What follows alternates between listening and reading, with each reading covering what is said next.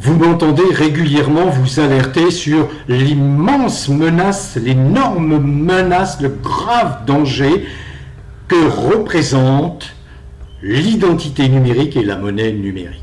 Alors aujourd'hui, je vais apporter un nouvel élément de poids pour vous sensibiliser. Je ne parle pas de la plupart de mes abonnés qui sont bien évidemment sensibles, qui sont au fait, qui suivent ce que je leur dis. Mais j'espère que mon propos va aller bien au-delà, qu'il sera transmis au plus grand nombre, parce que le danger majeur, je le répète, de la fin de mandat de Macron, c'est qu'il est en train d'imposer l'identité numérique qui est synonyme de perte totale de liberté. Quand vous serez complètement enfermé dans l'identité numérique et la monnaie numérique, vous ne pourrez plus rien faire. J'apporte à mon démonstration un nouvel élément qui est communiqué, en tout cas transmis, mis en exergue, par une grande résistante, Béatrice Rosen. Qu'est-ce qu'elle nous apprend? Eh bien que, dès juillet 2026, écoutez bien cela, les endormis, les avachis. Dès juillet 2026, les voitures neuves seront obligatoirement munies de caméras de surveillance pour surveiller à chaque instant le conducteur. Vous avez bien entendu? Est-ce que vous avez compris, les avachis? Fini l'intimité, la vie privée. On va vous scruter. On va tout observer de vous. Dès que vous aurez ouvert la portière de votre véhicule neuf, s'entend, immédiatement, tous vos gestes seront surveillés, vos paroles contrôlées. Pourquoi? Parce que votre voiture, les voitures neuves, vous le savez, sont toutes munies d'un GPS. Et ce GPS est en fonction en permanence, que vous l'éteigniez ou pas. Ne rêvez pas. Donc, vous allez être inscrit dans ce qu'on appelle un portefeuille numérique. C'est-à-dire qu'on aura toutes vos identités en ligne et vous pourrez être suivi, tracé, comme on dit, en permanence. Alors bien sûr, ils vont mettre en avant, c'est ce qu'explique Béatrice Rosen, ils mettent toujours en avant, vous avez toujours l'argument fallacieux, spécieux, honteux, mais à la limite du criminel. Oui, non, c'est pour ta sécurité, c'est pour votre sécurité. Vous comprenez?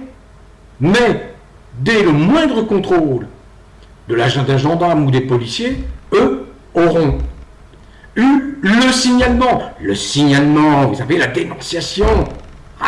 Un central dont vous ignorez la localisation aura entendu vos paroles, aura vu votre regard, aura espionné tout ce que vous faites dans votre habitacle. Et il leur a transmis. Oh là, il y a des policiers en faction, il y a des gendarmes, et arrestation. Vos papiers, monsieur, etc. Vous connaissez la suite, vous connaissez le scénario. Voilà ce qui vous attend, Français endormis, avachis. Arrêtez de sucer du Macron et du BF Maire de TV. Arrêtez, s'il vous plaît. Demain, ce sera où? Je l'ai déjà dit dans d'autres vidéos. Ce sera où? Dans vos toilettes? Ce sera où? Plus aucune liberté, plus aucune intimité. Fini la vie libre auquel tout humain a droit. Fini. Les Français méritent-ils que l'on se préoccupe de leur sort? Il est permis d'en douter quand on voit le peu de réaction, l'indifférence face au déferlement de mesures liberticides, coercitives, répressives, qui se préparent, qui vont entrer en application dès le mois de septembre prochain. La première des mesures, celle qui va vous enfermer, vous lier, vous priver de votre liberté, et nombre de Français avachis, endormis, dans le déni, ne comprennent toujours pas la malfaisance de Macron, eh bien, c'est l'instauration de l'identité numérique doublée de la monnaie numérique. À partir du moment où vous ne pouvez plus maîtriser un outil aussi essentiel que l'argent, eh bien, que vous êtes dépendant de centraux informatiques auxquels vous ne connaissez rien. Je parle des générations comme la mienne, on n'est pas très doué en informatique. À partir de ce moment-là, ces gens qui maîtrisent ces centres d'information vont vous dominer, vous esclavagiser, c'est ce que je répète depuis des mois et des mois. Et je ne suis pas le seul.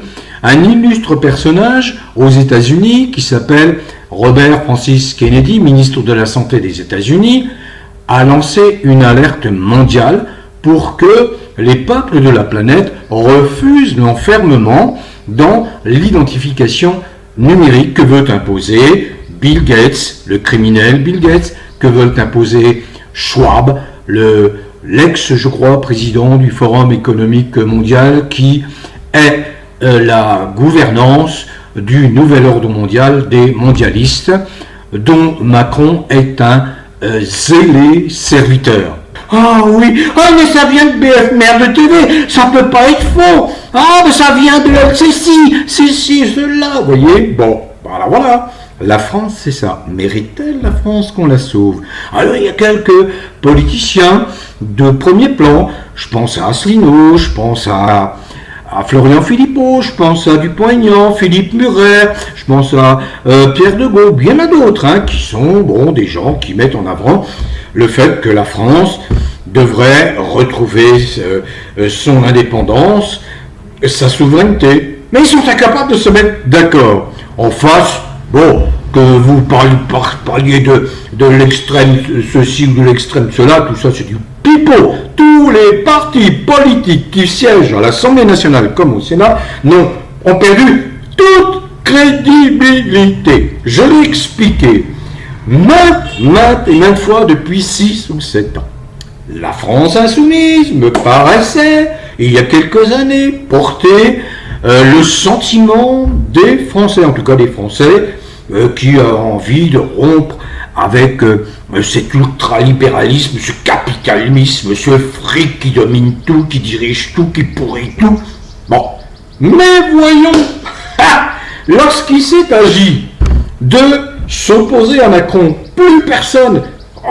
Ils ont trouvé la formule magique où il y a l'épouvantail, Rassemblement national, tous derrière Macron, Front républicain. Attendez, quel est le contenu aujourd'hui de ce slogan Front républicain?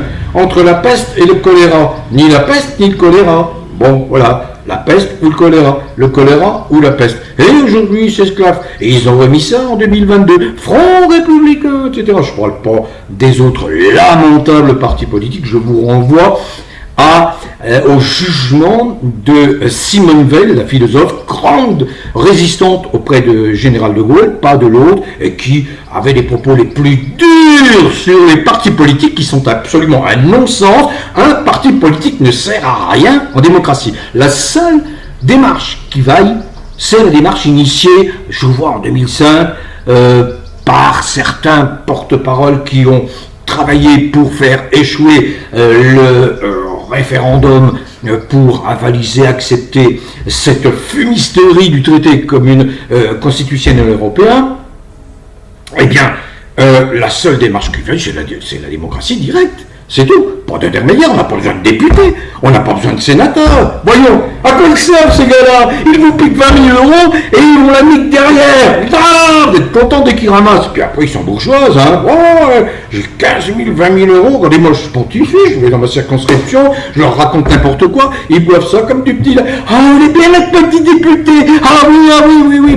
Puis ils vous racontent des conneries sur le concurrent. Puis, bon, bref, c'est un cirque, c'est inoc. Est-ce que c'est une bande talonnade? Ça n'a aucun sens, aucune valeur. Voilà pourquoi un type comme Macron a réussi à être imposé par la famille Rothschild, par les mondialistes, par les détraqués dégénérés. Voilà. Donc, pourquoi se battre? Pourquoi continuer à se battre? Alors j'en vois effectivement beaucoup qui s'échinent, qui essayent, qui continuent à vouloir y croire. Mais il est permis d'en douter. Vous savez, il arrive un moment où il ne faut pas forcer les choses. Vous savez, cet édifice France va s'effondrer sur lui-même. C'est une loi de la nature. Voyez-vous, lorsque la pourriture s'empare d'un végétal, eh bien, s'il n'y a pas d'intervention, le végétal va pourrir totalement, va être envahi par la pourriture et il va s'effondrer. Bon à tous, c'était Verdi.